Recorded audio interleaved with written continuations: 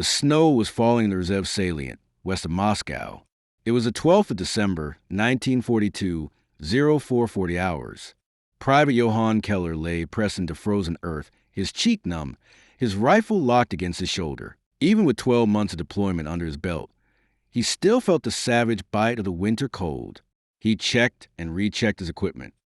His sergeant had warned him that the Russians would be launching a major assault soon. He watched from the foxhole toward the east. It was pitch dark and no sign of movement. To his left, Private Mertens crouched low, lips trembling as he tried to steady his breath. Suddenly, the ground jumped. The Soviet barrage did not roar, it hammered. Mortar rounds slammed into the forest floor, exploding with terrifying frequency and flinging frozen earth and splinters through the air. Trees snapped apart. The shock waves punched Johann flat, rattling his teeth and filling his mouth with dirt. Johann endured the hammering with mechanical indifference. He clutched his rifle closer and his stalum on his head. Johann endured the hammering with mechanical indifference. He clutched his rifle closer and his stalum on his head. It felt like they would hammer them forever. And then, just as suddenly as it started, the barrage lifted. Prepare to fire. The sergeant yelled. We all slammed our bodies on the side of the trench, rifles sticking out. Soviet infantry, moving fast, closing so fast that Johann could see eyes beneath fur hats. Fire, yelled the sergeant. Instantly, he was drowned out, but countless rifles firing in unison. The rifle kicked hard against Johann's shoulder. Mertens' head cocked back for a moment, and then his body slumped, a pool of blood forming under him. There was a neat hole in the middle of his helmet. Johann worked the bolt and fired again. The forest erupted with gunfire, machine guns chattering, bullets cracking past trunks, grenades exploding in dull, crushing blasts. They're getting closer. Johann somehow heard above the noise of battle. Snow and smoke mixed into a blinding haze.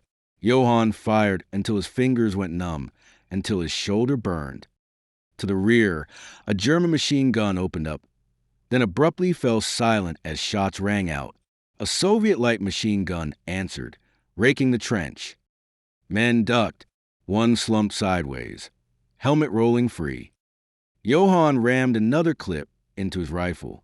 The Russians were so close now, he could see frost clinging to their helmets, bayonets flashing between trees. If the Soviets broke through there, they would roll the trench from the flank and kill every one of his comrades with overwhelming numbers. He needed a machine gun to repel the tide. Johann looked at the machine gun nest near him. All the soldiers there had been eliminated. He launched himself in the trench, dodging bullets and a grenade that exploded just at his side. Johann stumbled, rolled, felt a hot, tearing pain along his calf, but forced himself upright and kept moving. At last he reached the machine gun nest. The soldiers appeared to have been taken out by a mortar shell, but miraculously, the machine gun was intact. The explosion flattened sound into pressure. Snow and smoke billowed. Johann placed himself behind the machine gun and cocked a round into the chamber. The Russians now loomed 10 meters from the trenches. Johann looked down the barrel and squeezed the trigger. Suddenly, several hundred rounds per minute spat out of the machine gun, raking the Russian onslaught with lead. Johann screamed as he waved the machine to and fro in a wide arc. Suddenly, several hundred rounds per minute spat out of the machine gun, raking the Russian onslaught with lead. Johann screamed as he waved the machine to and fro in a wide arc. Johann sat against a stump, leg wrapped in blood-soaked cloth, hands shaking now that the assault had passed and he had survived another day. When the last Russian retreated by mid-morning, the forest lay still.